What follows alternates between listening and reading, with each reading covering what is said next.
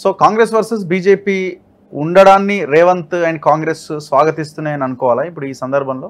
ఇప్పుడు వాళ్ళకి immediate threat అదే కదా. ఇమ్మీడియట్ థ్రెట్ ఎవరు? బీఆర్ఎస్ థ్రెట్, కాంగ్రెస్ కాదు, సారీ బీజేపీ కాదు. కాబట్టి డెఫినెట్గా దాని మీదనే పడతారు. ఖాళీ ఇవ్వడానికి ఉన్న ఆస్కారం ఉన్న అవకాశం ఉన్న పార్టీ అదే. ఎందుకంటే ఇక్కడ మేము అధికారంలో ఉన్నాం, అక్కడ ఇప్పటికిప్పుడు బీజేపీ అధికారంలో ఉంది. సో ఎవరికి ఏ ఆశలు చూపిస్తున్నారో మనకు తెలియదు. సో అది దుకాణం ఖాళీ కావడానికి మనమే చూస్తున్నాం. కొంతమంది అడ్డుపోతున్నారు, ఎక్కువ మంది మీరు అన్నట్టు ఇటు వస్తున్నారు. ఎందుకంటే స్థానిక అవసరాలు ఎక్కువ ఉంటాయి. ఢిల్లీ పాలిటిక్స్లో చాలా మంది పాలిటిషియన్స్ సంబంధం ఉండదు. చాలా మందికి ఇందులో హిందీ రాదు, ఇంగ్లీష్ ఇక్కడెక్కడే తిరుగుతా ఉంటాం. మీకు చాలా మందికి హిందీ రాదు, ఇంగ్లీష్ రాదు. మనం ఆ మాట అనకూడదు, ఎవరికి వస్తుంది ఎవరికి రాదు. కానీ కొందరు హైలీ ఇంటెలెక్చువల్స్ ఉన్నారు, వేరే విషయం. కానీ బట్ ఢిల్లీ పాలిటిక్స్ అంటే ఎందుకో ఈ స్థానికంగా ఉన్న నాయకులకు అంత ఆసక్తి ఉండదు. సో ఇప్పుడు అందుకని కాంగ్రెస్ వైపు ఈ మైగ్రేషన్ ఎక్కువ ఉంది, బీజేపీ వైపు తక్కువ ఉంది. ఏదైనా రెండు పార్టీలు కూడా అతీతం కాదనంటే క్లియర్గా కనబడుతుంది. కేసీఆర్ ముందు ఏం ఆప్షన్ కనిపిస్తలేదా?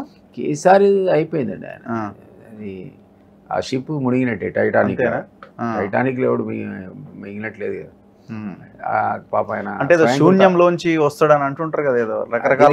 నేను కూడా అన్నా ఇక్కడ ఇంటర్వ్యూలో, నేను ఆ మాట నేను కూడా అన్నా, శూన్యం కాదు దాని ఏమంటారంటే చితాభస్మం నుంచి పుట్టుకొస్తాడని. ఫినిక్స్ అని ఈజిప్షియన్ బర్డ్ ఒకటి ఉంటుంది, ఒక 500 ఏళ్ళు బతుకుతుంది. 500 ఏళ్ల తర్వాత ఏం చేస్తుందంటే తన గూటికి తనే నింపెట్టుకుంటుంది, గూడు నిర్మించుకొని నింపెట్టుకుంటుంది, కాలిపోయి ఆ చితాభస్మం నుంచి పుట్టుకొస్తుంది. అయితే ఈజిప్షియన్స్ నమ్ముతారు ఏంటంటే ఆ పక్షి చితాభస్మం నుంచి పుట్టుకొస్తుంది, అందుకనే ఫినిక్స్ బర్డ్ లాగా అంటారు. సో అట్లా మీరు అన్నట్టు ఆయనకు ఆ పేరు ఉంది, ఫినిక్స్ లాగా పుట్టుకొస్తుంది. కానీ అప్పటి కేసీఆర్ వేరు కదా. అంటే అప్పుడు ఓన్లీ కేసీఆర్ కాదు కదా, చుట్టూ ఒక ఉద్యమం అనే ఒక ఆరా ఉన్నది. అదేంటంటే ఆ కారణం, మీరు చెప్పిన కారణం ఏంటంటే అప్పుడు ఒక ఉద్యమం అనేది ఉన్నది, అద్భుతమైన నేపథ్యం అది. అందులోంచి ఆయన దాన్ని పసిగట్టి అవకాశాన్ని అందిపుచ్చుకొని సుదీర్ఘకాలం దాన్ని బాగా నడిపాడు కదా. తర్వాత పవర్ ఉన్నది, అప్పుడు కాదు, తర్వాత పవర్కి వచ్చింది. తర్వాత పవర్కి వచ్చి పవర్ కూడా వాడిండు. అయితే తను ఉద్యమ నేపథ్యంలో దాన్ని వాడుకొని అధికారులు పగ్గాలు చేపట్టేంత వరకు కూడా ఆయన కింద పడ్డా మళ్ళీ ఇంకో పక్క నుంచి లేచేవాడు. అది మీరన్నది యాక్సెప్ట్ చేస్తారు. కానీ ఇప్పుడున్న వాతావరణంలో ఉద్యమ బ్యాక్గ్రౌండ్ లేదు, ఆ పార్టీ అవినీతికి ఆలవాలమైందని బదనాం వచ్చింది, ప్లస్ లక్షల కోట్లు సంపాదించినటువంటి ఒక అపప్రదన వాళ్ళు మూడగట్టుకున్నారు. సో అందులోంచి కేసీఆర్ ఎట్లా బయటకు వస్తాడు అంటే ఏజ్ 69 ఏళ్ళు వచ్చినాక. మీకు ఒకప్పటి ఎన్టీఆర్ ఆయన మొదటిసారి గర్జిస్తే మళ్ళీ అద్భుతమైన మెజార్టీతో వచ్చాడు. అదే రామ్లాల్ పీరియడ్ సంగతి చెప్తున్నా. రెండోసారి ఆయన పదవీచ్యుతులు చేసి లక్ష్మీపాత ఇంటర్ఫిరెన్స్ వల్ల వీళ్ళంతా డిసైడ్ చేసుకొని పక్క జరిపితే ఆ రెస్పాన్స్ రాలేదు, మీడియాలో రాలేదు. ఆయన కూడా లేచి తిరిగే పరిస్థితి కూడా లేకుండా, అన్ఫార్చునేట్లీ లేకుండా.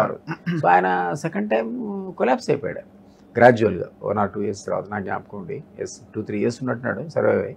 సో ఏమంటానంటే ఇప్పుడు కూడా కేసీఆర్ పరిస్థితి అంతే అవుతుంది. నిజంగా ఎంబడిన వాళ్ళు లేరు. అందరూ ఎవరెవరైతే బాగా పెద్దపీట వేసి ఆదరించాడో వాళ్ళంతా మోసం చేసి వెళ్ళిపోయారు. కష్టకాలంలో ఆయన బట్టి నిలబడే వాళ్ళు తక్కువ మంది కనపడుతున్నారు. మళ్ళీ అదే కుటుంబ సభ్యులు వాళ్ళే తప్ప. ఇప్పుడు చూడని కవిత కూడా అరెస్ట్ అయింది. అదొక ఫోన్ ట్యాపింగ్ కూడా పెద్ద సెట్ బ్యాక్ అది. ఎందుకంటే ఇండియన్ హిస్టరీలో టెలిగ్రాఫిక్ యాక్ట్ కింద నేను అనుకుంటా మొట్టమొదటిసారి తెలంగాణలోనే కేసు అట కదా, ఫస్ట్ ఆల్మోస్ట్ ఎన్నో ఇయర్స్ 1885 లెక్క చెప్తున్నారు. కరెక్ట్. అప్పటి నుంచి ఇప్పుడు ఫస్ట్ కేసు మన దగ్గర ఇండియన్ డెమోక్రసీలో. సో అది అంత పెద్ద ఎత్తున అది వీళ్ళు లక్షల ఫోన్లు ట్యాప్ జెడ్సన్ ఇంటర్వ్యూ మీద విన్నా నేను. లక్షల సిమ్ కార్డులు కొన్నారు, వాడారు, 10,000 మంది ట్యాప్ చేశారు. ఇది ఎవరు మనం వెళ్ళే అసలు వాళ్ళ పార్టీ వాళ్ళే ట్యాప్ చేసుకున్నారు, ఇంట్లో వాళ్ళే ఫోన్ ట్యాప్ చేయడం మనం.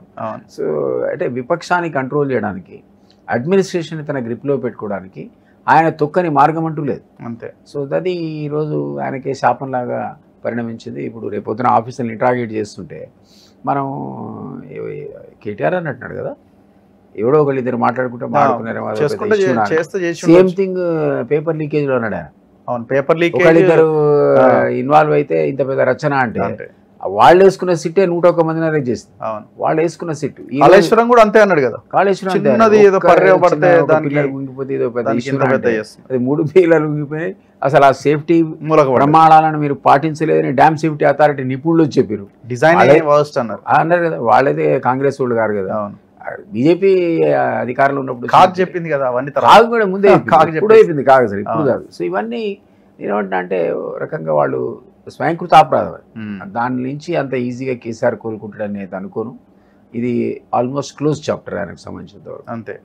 ఎట్లా పార్టీ ఇప్పుడు మరి హరీష్ లాంటి లీడర్ ఉన్నాడు కదా మీకు ఒకటండి, కేసీఆర్ నాయకత్వంలో ఉన్నంత వరకు ఆ ఫ్యామిలీలో డిస్ప్యూట్ లేదు.